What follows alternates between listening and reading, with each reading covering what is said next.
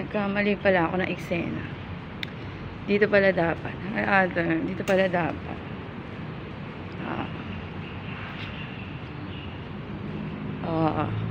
Hindi na ako makaka-copyright niya. Diba? Hindi na ako makaka-copyright dahil boss ko na naririnig. Diba? Ganda ng garden.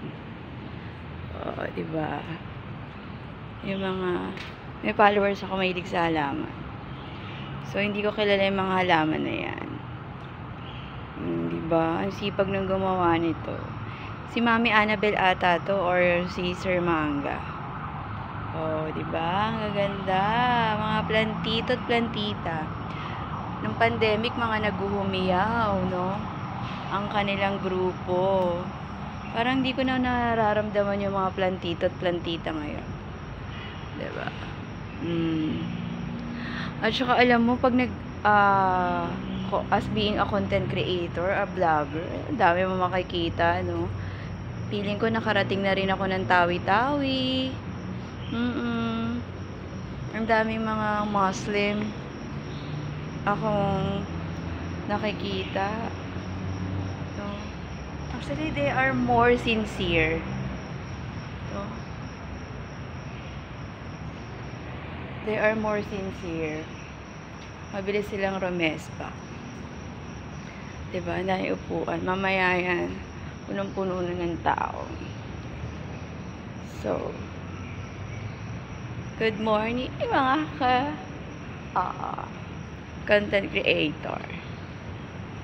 Diba? Ang boses. Diba? Pag ganyan nakikita mo, sisipagin ka.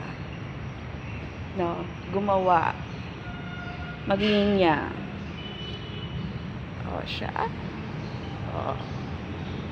So, mamaya ang mga dinadaanan kong ito ay busy na.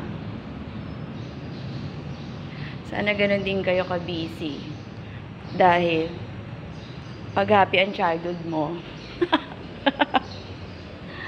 trademark na pag happy ang childhood mo, ay talaga namang magmamanifest. Ba't nasa labas ka na? Wala pang tao sa clinic? Kaya pala nasa labas. Marami na naman silang gagawin mamaya.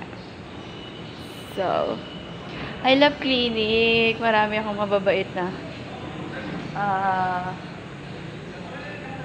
ka-amiga dyan. Sila Balutin, si Tina, at si Sir Erwin, at saka yung former student ko na si Charmaine. Bye.